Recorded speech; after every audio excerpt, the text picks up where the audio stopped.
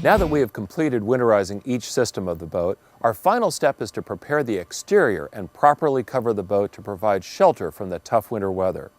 Why bother covering the boat? It's built to withstand the harsh marine environment after all. Good question. Boats that are properly covered will stay drier and are less likely to develop stress cracks and gel coat crazing from the thawing and freezing of water on the decks. Fiberglass and brightwork finishes will last longer when not exposed to the harsh winter for several months. Covering also prohibits deterioration of joints and fittings, causing premature leaks. The bottom line is that a good cover will keep the boat cleaner and help prolong its life. Most boats are stored on land during the winter months. Smaller boats can be stored on a trailer, while larger boats are stored either in a custom cradle or on jack stands. In more temperate climates, some boat owners choose to store their boat in the water. Here are a few pros and cons of each. Storing your boat on a trailer or cradle is a great choice. It allows the boat to thoroughly dry out. Believe it or not, fiberglass does absorb water, and a winter out of the water helps prevent blisters. It also makes working on the boat much easier. Cradles are stationary and provide support in key areas, usually at the bulkheads, and to better distribute the boat's weight.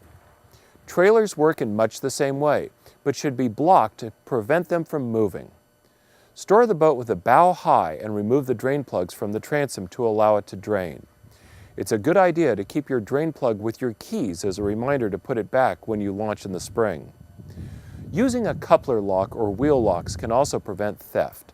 If your boat will be stored on a trailer, take time to inspect and maintain the trailer as well. Check the tires for wear or cracking on the sidewalls. Repack the bearings and grease all fittings. Check the electrical and wiring connections to assure it's all working properly. Give the trailer a good cleaning and repaint any chipped or rusting areas. Inspect the rollers and bunks for wear and replace as needed. If your boat is to be stored on jack stands, here are a couple of things to keep in mind. Make sure all jack stands are positioned on the bulkheads. Jack stands should be chained together to prevent slippage. The keel should be blocked on all sailboats to support most of the boat weight. All jack stands should be placed on plywood pads to prevent them from sinking as the ground thaws in the spring. Never tie your tarp or cover to the jack stand, as high winds can cause it to act as a sail and literally blow the jack stand out from under the boat. If you store in the water, make sure to close all your seacocks. Inspect the stuffing box to ensure it's not leaking. Make sure the boat is properly tied off and the lines are equipped with chafe protection. De-icers are used in colder climates where icing at the dock is likely. This keeps water circulating around the boat to keep it from freezing in and damaging the fiberglass. If you own a sailboat, remove the sails and take them home to clean and repair them in the off-season. Consider unstepping your mast. It gives the standing rigging a well-needed rest and allows you to inspect for wear and corrosion. If possible, remove all bimini tops and canvas and store them at home. This will allow you to keep it clean and repair them and keep them from weathering in the elements. We are now ready to cover the boat. Ideally, smaller boats will benefit from a custom or fitted cover to keep all dirt and debris out. Poly cotton covers breathe better than polyester covers, but are not quite as strong and don't wear as well. Make sure the cover is loose enough to allow air circulation. The cover will also need to be supported with either battens or a support pole to keep water from pooling. Adding a tarp not only protects the boat, but on smaller boats can add longevity to the custom cover. Select a tarp that's longer and wider than the boat. Better to be a little too large than a little too small. Heavier grade tarps, like the Ultimate Tarp from TaylorMade, will last significantly longer because they have a tighter weave and a heavier fabric than standard blue poly tarps, and will last significantly longer, costing less in the long run if they're cared for.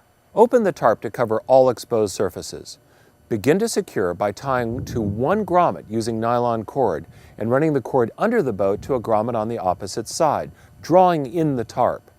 Work your way around the tarp to ensure that all grommets are secure and there are no loose ends that could flap and wear in the wind. To add attachment points to a tarp or to tie to torn grommets, use tarp snaps and extend the life of your tarp. If you want to increase tension on the tarp for a better fit, use tarp snaps and add weight. Well, that's it. Now that you've seen the project from start to finish, you should feel confident that winterizing your own boat is a fairly simple and straightforward project that can save you hundreds of dollars each year by doing it yourself.